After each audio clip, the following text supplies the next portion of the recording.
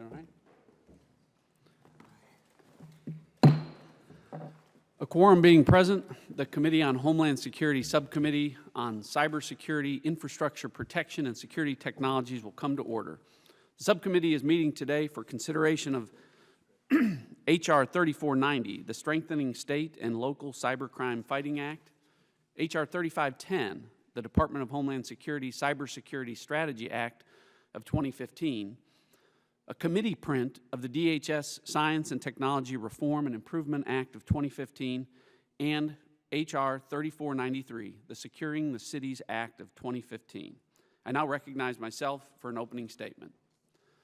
The subcommittee meets today to mark up several bipartisan pieces of legislation that would enhance the U.S. Department of Homeland Security's ability to carry out its mission and protect the American people. Not only would these bills bolster DHS's efforts, they also provide increased accountability, transparency, and oversight to ensure that American taxpayer dollars are not wasted. In today's evolving threat environment that includes dynamic cyber threats, threats from ISIS, and a nuclear-armed Iran, DHS must have every tool at its disposal to keep the American people safe. Today, we are considering a committee print of the DHS Science and Technology Reform and Improvement Act of 2015 to strengthen and improve the Science and Technology Directorate at DHS. In May, this subcommittee held a hearing entitled Examining DHS Science and Technology Directorate's Engagement with Academia and Industry, to help further inform our efforts and this legislation. Threats and technologies are always changing. The DHS Science and Technology Directorate, or S&T, monitors those threats and utilizes technological advancements to develop and deliver solutions in order to prepare for future challenges and the critical needs of DHS components. In light of DHS's S&T challenges, this legislation would make important improvements on how it conducts research and development. This legislation also defines a clear mission statement for DHS S&T and requires the Directorate to conduct portfolio reviews, a process that engages key leadership and stakeholders to ensure that research and development meets Directorate and Department goals and objectives. Additionally, we'll be considering H.R. 3490, the Strengthening State and Local Cybercrime Fighting Act of 2015, to bolster state and local law enforcement efforts to fight cybercrime. This legislation would codify the National Computer Forensics Institute, or NCFI. The institute was created in 2007 by the state of Alabama and is now operated by the United States Secret Service. Located in Hoover, Alabama, the NCFI is housed in a 32,000 square foot facility consisting of classrooms, mock courtrooms, and an operational forensics laboratory. The NCFI has garnered a reputation as the premier cybercrime training center in the nation, supporting state and local law enforcement investigators, prosecutors, and judicial officials. To date, the NCFI has trained and equipped more than 4,500 local officials from all 50 states and 3 U.S. territories. These NCFI graduates represent more than 1,500 agencies nationwide. Today's cybercriminals present a new challenge to our state and local law enforcement officers and judicial officials. Everyday cybercriminals' capability for carrying out devastating cyber attacks on Americans is growing. As such, it is imperative to support state and local law enforcement to protect the American people, small business owners from being exploited through their computers and mobile devices. H.R. 3493, the Securing the Cities Act of 2015, offered by Mr. Donovan, authorizes the Securing the Cities program within the Domestic Nuclear Detection Office at DHS. The STC program develops, trains, and equips state and local law enforcement to detect, prevent, and mitigate a radiological or nuclear terrorist attack. The training and equipment provided to state and local law enforcement enables them to more effectively intercept radiological or nuclear material out of regulatory control. Terrorist groups such as ISIS and Al-Qaeda have made their aspirations known to carry out WMD attacks against U.S. interests, and as such, it's vitally important that DHS is prepared to combat this threat. I'd like to thank Mr. Donovan for sponsoring this legislation on this very important issue. Finally, I'm happy to consider today the Department of Homeland Security Cybersecurity Strategy Act of 2015, sponsored by the ranking member from Louisiana, Mr. Richmond. This legislation would require DHS to develop and submit to Congress a cybersecurity strategy and implementation plan, as well as preclude any reorganization effort without congressional approval to ensure proper oversight is conducted. I'd like to thank the ranking member for the work he and his staff have done to come together in a bipartisan way on these pieces of legislation. Each of them provides DHS with vital tools for protecting the country, along with needed transparency and accountability of taxpayer dollars. The chair now recognizes the ranking member from the subcommittee, the gentleman from Louisiana, Mr. Richmond, for his opening statement. Thank you, Mr. Chairman, and I want to thank you and your staff and other members of the subcommittee for their hard work and cooperation in the lead up to today's markup. The legislation to be considered reflects bipartisan agreement in many areas. Putting politics aside and coming together, we send a strong message to the department. The threats facing our nation are constantly evolving. Within DHS, it falls to the S&T Directorate to help ensure that the right decisions are made about research activities to address these risks. The bipartisan S&T bill that we will consider today puts the Directorate on a path to do just that. Additionally, one thing that both sides of the aisle can agree on is that the private sector, particularly small business, is the lifeblood of innovation. I take every opportunity to say that S&T must do a better job of communicating the department's technology needs to the private sector so that solutions can be developed. I am pleased that the bipartisan S&T bill places an emphasis on fostering better communication with the private sector. It also emphasizes more collaboration between S&T and the department's components, such as Customs and Border Protection, TSA, and the Coast Guard.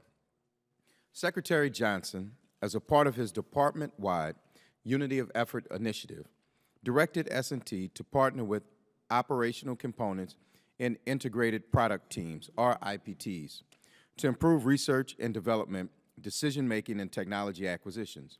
The IPT system of review and assessment is still in its early stages, but has the potential of transforming how DHS does R&D. Today, I intend to offer an amendment to the bill to support the Secretary's efforts. Mr. Chairman, turning to other measures under consideration today, I will commend you for introducing H.R. 3490, legislation that recognizes the work that the Secret Service does to train state, local, and tribal officials on how to investigate and prevent cyber and electronic crime. I am also pleased that we will be considering a bill to authorize the Domestic Nuclear Detection Office's Securing the Cities program. Finally, Mr. Chairman, I want to thank you for working with me to ensure timely consideration of my bill, H.R. 3510, which directs DHS to develop a department-wide strategy to carry out its multifaceted cybersecurity mission. These are valuable bills that the subcommittee has invested much time and effort. With any luck, we will further the department's efforts to make the nation more secure. With that, I yield back. Thank you, gentlemen. Other members of the subcommittee are reminded that opening statements may be submitted for the record. By agreement between the chair and the ranking member, the subcommittee, by unanimous consent, shall use an amendment roster today. Reserving the right to object, and I will not object. Would the chair please explain our agreement regarding the amendment roster, and I yield back. Thank the gentleman and all subcommittee members for agreeing to the use of an amendment roster. We have agreed that the bills be open to amendment at any point, and that we shall take up amendments in the order listed on the roster. The chair will allow members to offer amendments listed on the roster out of order to the extent practicable and in a manner not prohibited by House or committee rules. Amendments not listed on the roster may be considered at the conclusion of the consideration of the roster. The chair would also note that there is bipartisan agreement on many of these amendments. Members may be permitted to offer their amendments in block. I thank the chair for his explanation and withdraw my reservation. Thank the gentleman. I now call up H.R. 3490, the Strengthening State and Local Cybercrime Act, a bill that I have introduced. The bill was circulated in advance and printed copies are available. The clerk shall designate the bill. H.R. 3490. Without objection, the first reading is dispensed with, and the bill is considered read and open to amendment at any point. Is there any discussion on the bill? There being no further discussion of the bill, the subcommittee will move to consideration of the amendments on the roster. Per the roster agreement, listed first is an amendment from Ms. Jackson Lee, who's not here, so we'll move forward. I can do mine. Next listed on the roster is an amendment offered by the gentleman from Louisiana, Mr. Richmond. Would the gentleman like to offer the amendment? Yes, Mr. Chairman, I have an amendment at the desk. The clerk shall report the amendment. Amendment to H.R. 3490, offered by Mr. Richmond. Without objection, the reading of the amendment is dispensed with. Mr. Richmond is recognized for 5 minutes on the amendment. Mr. Chairman and members, my amendment seeks to foster greater coordination between the Department of Homeland Security's two main platforms for Homeland Security's for cyber training, the National Cyber Forensics Institute, NCFI, and the Federal Law Enforcement Training Center. While I recognize that NCFI's core mission is to train local, state, and tribal law enforcement officials and judges on how to use sophisticated digital and electronic criminal investigative tools, I believe that the Institute should also endeavor to share knowledge about how to successfully prosecute digital, cyber, and electronic crimes with DHS's platform for training federal law enforcement, which FLETC, which FLETC. Combating cybercrime is a complicated undertaking. It stands to reason that placing new tools in the hands of federal agents is the right thing to do. Mr. Chairman, I appreciate your consideration of this amendment, and I would encourage all of my colleagues to support it. With that, I yield back. The gentleman yields back. I think the ranking member's amendment is a thoughtful improvement that makes sense, and I do not oppose it. Is there any further discussion on the amendment? There being no further discussion, the question now occurs on the amendment offered by Mr. Richmond. All those in favor signify by saying aye. Aye. All those opposed signify by saying no. In the opinion of the chair, the ayes have it, and the amendment is agreed to. There are no additional amendments listed on the roster. Are there any further amendments to this bill? There being no further amendments, the question now occurs on agreeing to the bill, H.R. 3490, as amended. All those in favor signify by saying aye. Aye. All those opposed signify by saying no. In the opinion of the chair, the ayes have it, and the bill is agreed to. The question now occurs on reporting the bill, H.R. 3490, as amended, to the full committee with a favorable recommendation.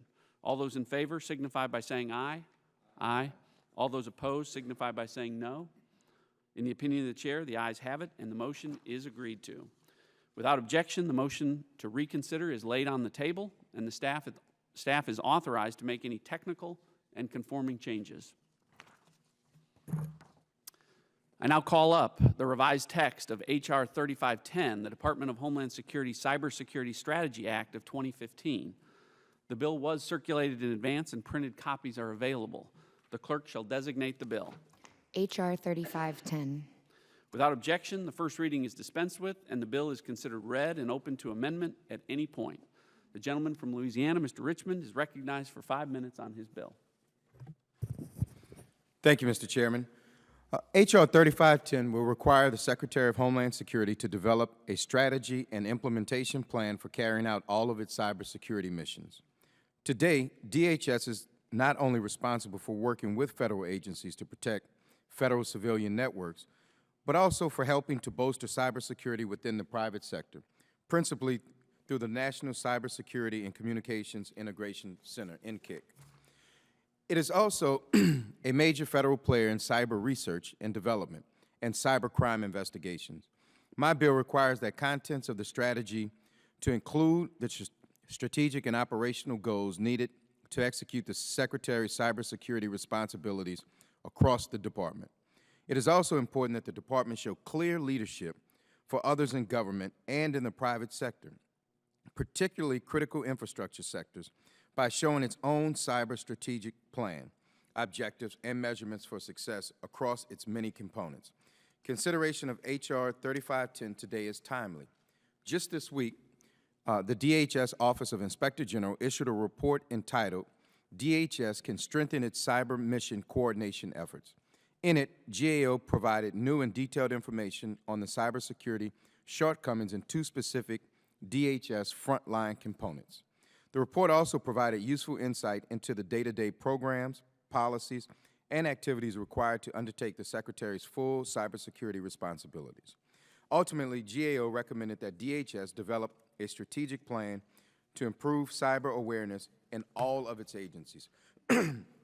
My bill not only requires the strategy and implementation plan to tackle the functions and activities carried out by NCIC, but it also requires the Secretary to include plans for increasing cybersecurity investigations, capabilities, amplifying cybersecurity research, development, and training, and increasing engagement with our international cybersecurity partners.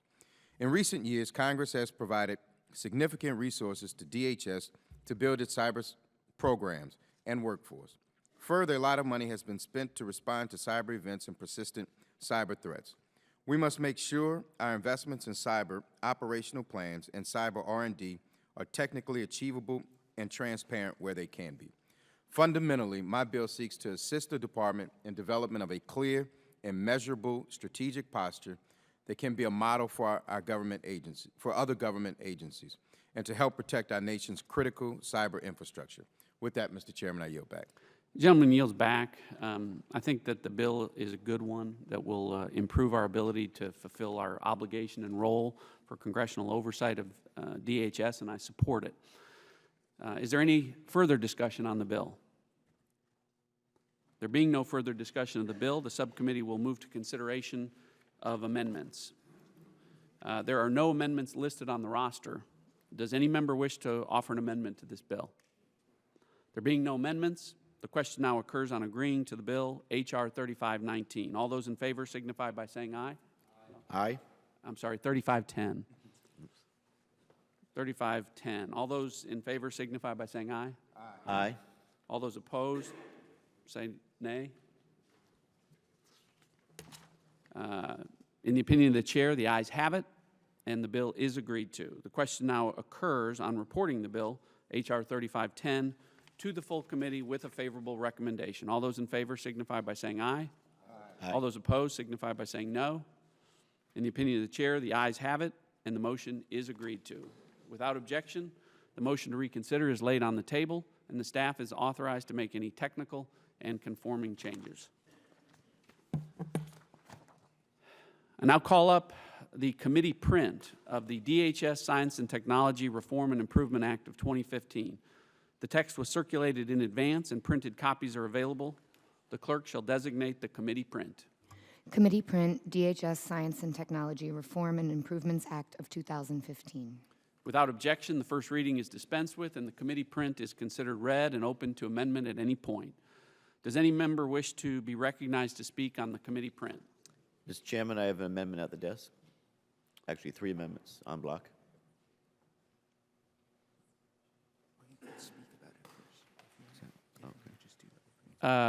Okay.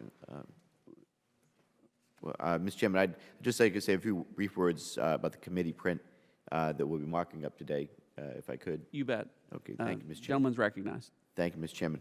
As one of the inaugural members of the full committee, I have deep appreciation of the need for the Department of Homeland Security to coordinate the protection of our critical infrastructure. And as with any new enterprise, the Department has had its growing pains, and I think this bill is important because it gives DHS some tools to help reassess and address some of the strategic challenges that it faces. So as a former chairman of this subcommittee myself, I'd like to thank you, Mr. Chairman, for helping to advance these priorities. And I'd also particularly like to thank the ranking member, Mr. Richmond, who has been a fine advocate for those of us on this side of the aisle in developing this bill. So I look forward to its markup here and at the full committee level, and I yield back. Gentleman yields back, and I thank him for his comments. Any further discussion on the committee print? There being no further discussion of the committee print, the subcommittee will move to consideration of amendments on the roster. Per the roster agreement listed first is amendments offered by the gentleman from Rhode Island, Mr. Langevin. Would the gentleman like to offer his amendment? I would. Thank you, Mr. Chairman. I have 3 amendments that I'd like to offer en bloc that I'd like to discuss briefly. But before I do, I'd like to again thank you, Mr. Chairman, and Mr. Richmond for your work on this bill. Combating the emerging threats facing the Homeland effectively requires both cutting-edge technological solutions and broader economic and social science research into understanding malicious actors. So the underlying bill makes important improvements to the Science and Technology Directorate and will help advance research and improve the effectiveness of the other departmental components. In particular, Sorry to interrupt the gentleman, but I want to make sure that the clerk can report the amendments. On block amendments to the committee print offered by Mr. Langevin. All right. Sorry to interrupt. Yield back to the gentleman. thank you, Mr. Chairman. So in particular, I'd also like to commend the inclusion of a Cybersecurity Center of Excellence, of Academic Excellence in the committee print. I certainly hope the department will avail itself of this language to establish a locus for basic and applied research in this vital domain. As you know, Mr. Chairman, I consider improving cybersecurity one of the single most important steps we can take to protect our country, and I commend you for including language that will simultaneously strengthen our understanding of the challenges in this domain and help develop the cyber workforce. Now, with respect to my amendments, each of the three makes a small but significant change to help clarify some of the base text. My first amendment, number 29, involves the reports S&T will be required to prepare for Congress. As it stands, the bill will require the department to report on its 5-year strategic R&D plan, worthy information certainly. However, the base bill also includes a new portfolio review process to assess projects and guide department goals and budget allocations. My amendment, Mr. Chairman, seeks to also leverage portfolio review in guiding congressional priority setting by requiring that reports arising from the new process be furnished as well. My second amendment, number 30, would further enhance the important role S&T can play in the departmental acquisitions process. The acquisition process for new capabilities is inherently difficult, as the development of any new, truly novel technology runs the risk of failure. Departmental managers must balance this risk against the need for the capability in determining whether to continue to fund a program.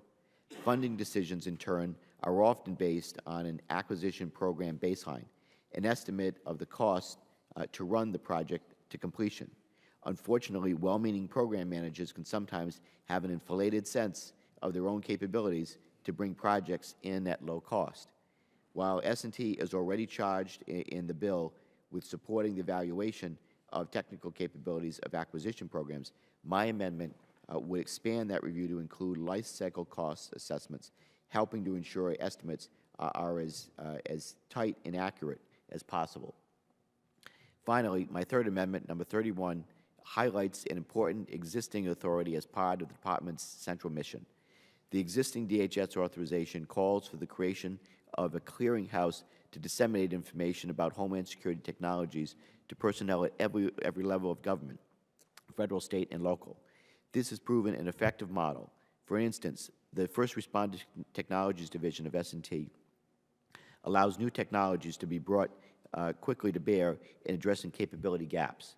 It also allows the men and women serving their communities on the front lines of disasters to have a direct line to S&T to help guide R&D activities. My amendment emphasizes the role that developing a broader such clearinghouse can play in achieving S&T's mission to seek innovative system-based solutions to complex Homeland Security problems.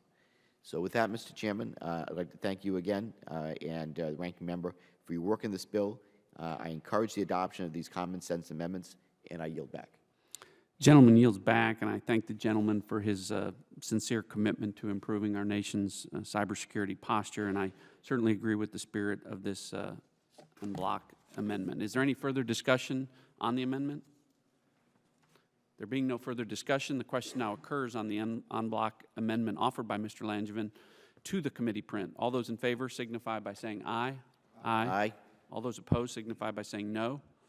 In the opinion of the chair, the ayes have it, and the amendment is agreed to. Listed next on the roster is an amendment offered by the gentleman from Louisiana, Mr. Richmond. Would the gentleman like to offer his amendment? Yes, Mr. Chairman, I have an amendment at the desk. Clerk shall report the amendment. Amendment to the committee print offered by Mr. Richmond. Without objection, the reading of the amendment is dispensed with, and Mr. Richmond, you're recognized for 5 minutes. Mr. Chairman, this amendment to the S&T bill would authorize integrated product teams, or IPTs, at the department as a central mechanism for research and development and technology acquisition decision-making.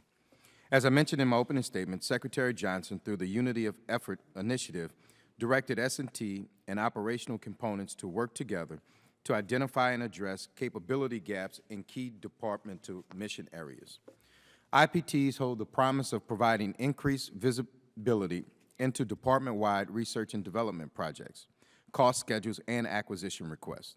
This is the kind of information that this subcommittee has been seeking for some time. Under my amendment, S&T, together with relevant components, would identify capability gaps, seek solutions, and provide analysis to inform budget and acquisition decision-making. More importantly, IPTs will assess all major acquisitions for technology, regardless of whether they are off-the-shelf, customized, or the product of departmental research and development. Simply put, the integrated product teams has the potential of transforming how DHS manages R&D and makes decisions about technology. I encourage adoption of this amendment, and I yield back. Gentleman yields back. I think the ranking member's amendment makes sense, and I do not oppose it. Any further discussion on the amendment? There being no further discussion, the question now occurs on the amendment to the committee print offered by Mr. Richmond. All those in favor signify by saying aye. Aye. All those opposed signify by saying no. In the opinion of the chair, the ayes have it, and the amendment is agreed to. There are no more amendments listed on the roster. Are there any further amendments to the committee print? There being no further amendments, the question now occurs on agreeing to the committee print as amended. All those in favor signify by saying aye. Aye. Aye. All those opposed signify by saying no. In the opinion of the chair, the ayes have it, and the committee print is agreed to. The question now occurs on reporting the committee print as amended to the full committee with a favorable recommendation. All those in favor signify by saying aye. Aye. All those opposed signify by saying no. In the opinion of the chair, the ayes have it, and the motion is agreed to. Without objection, the motion to reconsider is laid on the table, and staff is authorized to make any technical and conforming changes. And I'll call up H.R. 3493, the Securing the Cities Act of 2015. The bill was circulated in advance, and printed copies are available. The clerk shall designate the bill. H.R. 3493.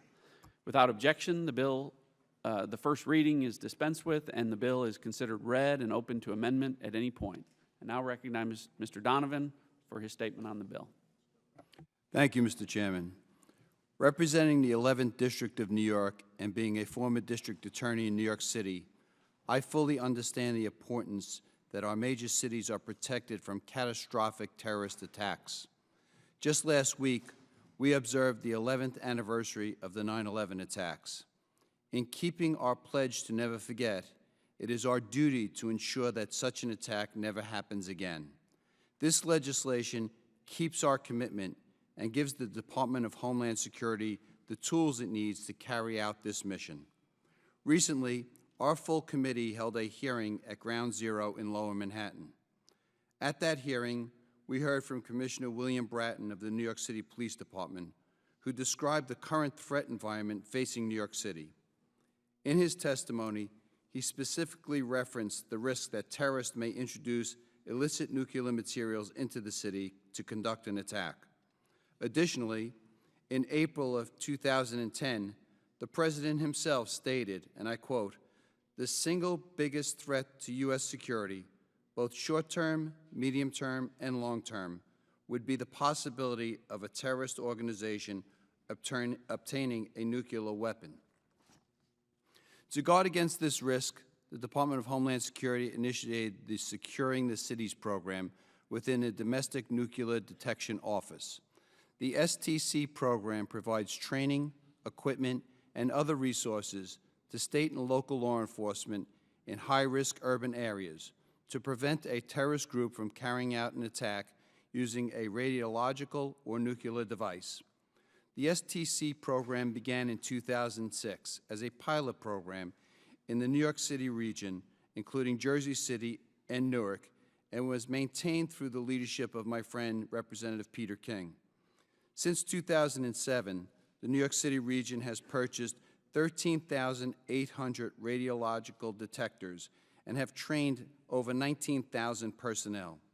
The pilot program has been so successful, it was expanded to the city of Los Angeles, the Long Beach region in fiscal year 2012, the National Capital region in fiscal year 2014, and just last week, the city of Houston and the city of Chicago were announced as the fiscal year 2015 and 2016 recipients. Once the STC program is fully implemented, it will protect nearly 1 million people across our country. I would like to thank the Department of Homeland Security for its hard work and commitment to this program. Given the alarming terrorist threats from ISIS and al-Qaeda and their willingness to carry out an attack using a weapon of mass destruction, this program could not be more vital. I urge my colleagues to support the legislation, and I yield back. The gentleman yields back. I thank Mr. Donovan for his leadership in bringing forward this bill, which is an important one that I support. Is there any further discussion on the bill? Mr. Chairman. Recognize the gentleman from New York. Thank you, Mr. King. Chairman. Let me just commend Mr. Donovan for introducing this legislation. This is a absolutely essential program. I've seen the full impact of it in New York, and it's a program which is transferable anywhere in the country, especially to large metropolitan areas who are going to be, could well be the victims and targets of dirty bombs. And again, this is absolutely vital. I could just parenthetically note, I remember seeing one of the first times there was a demonstration of this program in New York. It was back in 2007, right in the New York City, Nassau County line, to show you how far we've come. It was intended to be a test demonstration, and all of a sudden all the light meters went off, and there was radiation right in front of us. Turned out it was some poor guy coming back after getting a stress test. And that's how sensitive it was. Thankfully, it's been refined since then, but I remember that we thought we had a nuclear attack on our hands, and said some poor guy who just got a clean bill of health almost had a heart attack. But any event, on a very serious note, we know that terrorists often plan. We saw it in London, where the attacks are planned in the suburbs and brought into the into the metropolitan areas. So again, I know it's vital to New York, but again, this can be transferable to any metropolitan area in the country. I commend the gentleman for his legislation. It's essential, it's necessary, and it's extremely well thought out, and I commend him for his efforts. I yield back. Gentleman yields back. Is there any further discussion on the bill? The only amendment on the roster is the gentlelady from Texas, Ms. Jackson Lee, who's not present to offer the amendment. Are there any other amendments to the bill to be offered? There being no further amendments, the question now occurs on agreeing to the bill, H.R. 3493. All those in favor signify by saying aye. Aye. All those opposed signify by saying no. In the opinion of the chair, the ayes have it, and the bill is agreed to. The question now occurs on reporting the bill, H.R. 3493, as amended to the full committee with a favorable recommendation. All those in favor signify by saying aye. Aye. All those opposed signify by saying no. In the opinion of the chair, the ayes have it, and the motion is agreed to. Without objection, the motion to reconsider is laid on the table, and the staff is authorized to make any technical and conforming changes.